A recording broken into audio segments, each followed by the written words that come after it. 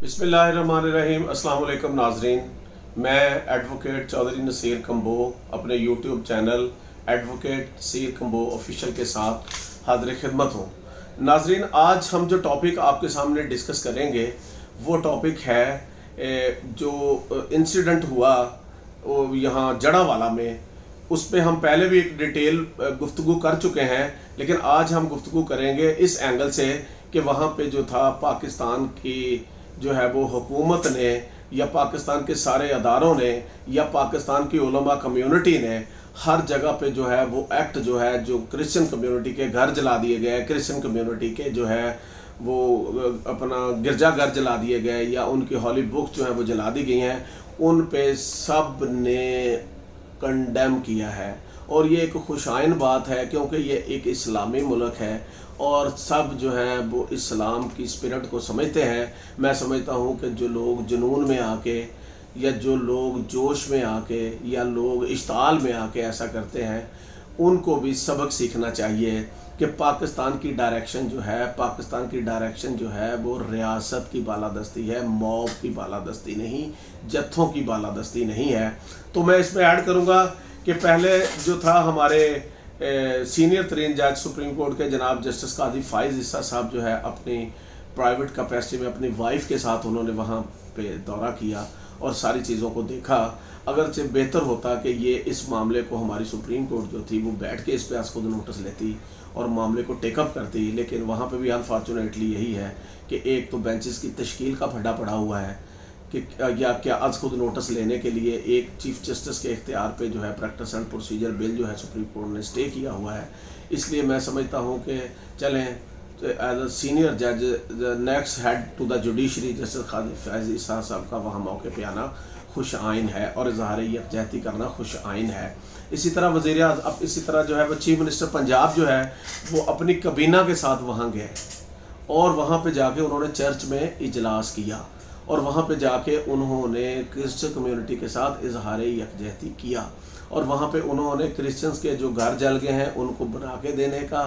हुक्म जारी किया और हर क्रिश्चियन फैमिली को 20 लाख रुपया मुआवजा देने का हुक्म जारी किया और इसी तरह जो चर्च हैं जल गए उनको दोबारा से नए सिरे से बनाने का हुक्म जारी किया। तो मैं समझता हूँ कि ये हमारी रियासत और रियासत के अदारों की तरफ से एक बड़ा अच्छा पैगाम है और ये एक अच्छा जेस्चर जो है वो दुनिया में पाकिस्तान के इमेज का जाएगा। मैं आपकी तवज्जो जो है पीछे एक वाक़े की तरफ मबजूल करवाना चाहता हूँ जो मार्च 2019 में न्यूजीलैंड में हुआ था।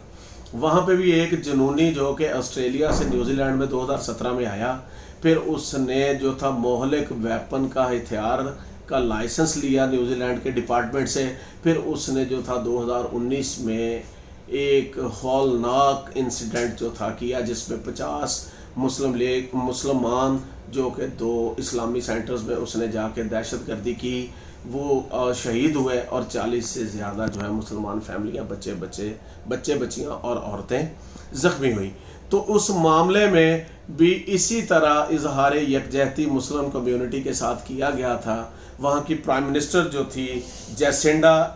आर्डर्न, उसने जो है वो बाज़ाब्ता तौर पे मुस्लिम कम्युनिटी से माफ़ी मांगी थी और इसी तरह पार्लियामेंट में जो था उसने पार्लियामेंट के इजलास में कुरान करीम की तिलावत करवाई और तिलावत करवाने के बाद मुस्लिम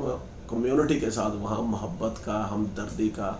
इजहार किया। और मैं समझता हूँ इसी चीज़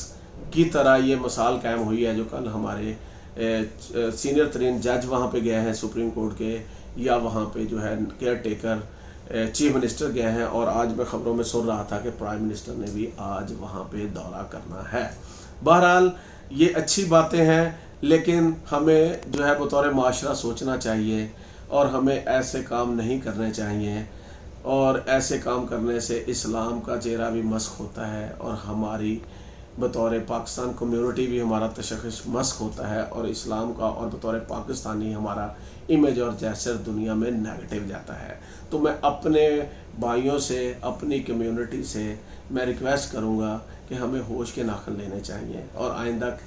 जो है वो हमें सोचना चाहिए और हमें इश्ताल दिलाने वाले जो अनासर हैं या बात का ऐसा होता है कि इन मामलात में जो है वो لوگ اپنے ایجنڈے کے لیے، شرارت کے لیے جو ہے وہ معاملات کو مشتعل کر کے خود تو نکل جاتے ہیں، لیکن یہ ایک اتنا بڑا سانحہ جو ہے وہ سرزد کروا جاتے ہیں۔ ہمیں سوچنا چاہیے، ہمیں کسی کی باتوں میں نہیں آنا چاہیے، اور ہمیں معاملات کو ہوش سے دیکھنا چاہیے۔ نبی کریم صلی اللہ علیہ وآلہ وسلم سے محبت اور ان کی اسوہ حسنہ پہ عمل کرنا ہمارے ایمان کا حصہ ہے، اور نبی پاک صلی اللہ علیہ وآلہ وسلم سے ہم محبت کرتے ہیں، اور نبی پاک صلی اللہ علیہ وآلہ وسلم کی توہین کے لیے قانون ہے، اور اس کی سزا سزائے موت ہے۔ خدا را قانون کو ہاتھ میں نہ لیں۔ اگر کوئی بدبخت ایسی حرکت کرتا ہے تو اسے قانون کو فیس کرنے دیں، احتجاج کرنا ہے پرامن کریں۔ اگر کسی نے کوئی ایسی حرکت کی ہے تو اس کو پکڑ کے پولیس کے حوالے کر دیں۔ خدا را خود وہاں پہ انصاف کرنے نہ بیٹھ جائیں، خود کسی کے گھر نہ جلائیں، خود جو ہے وہ کسی کے جو ہے وہ جو مقدس مقامات ہیں ان کو نہ جلائیں۔ لہذا اسی گفتگو کے ساتھ میں اپنی بات کو کنکلیوڈ کرتا ہوں۔ اجازت دیجیے گا، انشاءاللہ نئے ٹاپک کے ساتھ جلدی حاضر ہوں گے۔ بہت شکریہ۔